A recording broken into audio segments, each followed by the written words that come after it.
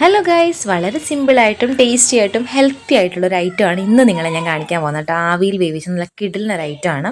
അതിന് വേണ്ടി ഞാനിവിടെ എടുത്തിരിക്കുന്നത് ചക്കയാണ് കേട്ടോ. നല്ല പഴുത്ത ചക്ക കുറേ ചുള എടുത്ത് ഞാൻ കട്ട് ചെയ്ത് വെച്ചിട്ടുണ്ട്. അതിൻ്റെ കൂടെ തേങ്ങ എടുത്തിട്ടുണ്ട്.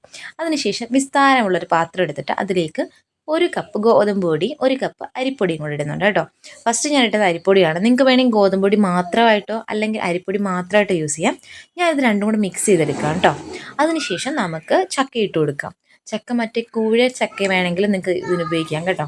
ഇപ്പം എൻ്റെ വരിക്ക ചക്കയാണോ ഞാൻ അതെടുത്തത്. അതിലേക്ക് തേങ്ങയും കൂടി ഇട്ട് കൊടുക്കാം. ഒരു നുള്ളു ഉപ്പ് ഇട്ട് കൊടുക്കണം കേട്ടോ. ആ വീഡിയോ ഞാൻ എടുക്കാൻ വിട്ടുപോയി. അതിനകത്ത് കുറച്ച് ഫ്ലേവറിന് വേണ്ടിയിട്ട് ജീരകവും ഏലക്കയും ഇടാം. ഞാനിപ്പം ജീരകമാണ് കേട്ടോ ചേർക്കുന്നത്.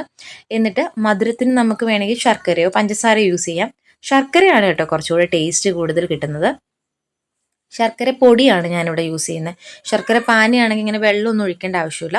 അതിൽ തന്നെ മിക്സ് ആക്കിയിട്ട് ആവശ്യത്തിന് വെള്ളം ഒഴിച്ചിട്ടുണ്ടെങ്കിൽ ഈ ഒരു പരുവത്തിൽ നമുക്കൊന്ന് കുഴച്ചെടുക്കാം. ഇത് നമുക്ക് നല്ല കുഴക്കട്ടൊക്കെ ഇതാക്കുന്ന പോലെ വട്ടത്തിലൊന്നും കിട്ടത്തില്ല കേട്ടോ. നമ്മുടെ ഒരു കൈയുടെ ഇതിനൊക്കെ എടുത്ത് ജസ്റ്റ് ഒന്ന് ഷേപ്പ് ചെയ്ത് വെക്കാനേ പറ്റത്തുള്ളൂ. കാരണം ചക്ക ഇങ്ങനെ കട്ട് ചെയ്തിട്ടേക്കുന്നതുകൊണ്ട് അധികം ഷേപ്പായിട്ട് കിട്ടത്തില്ല.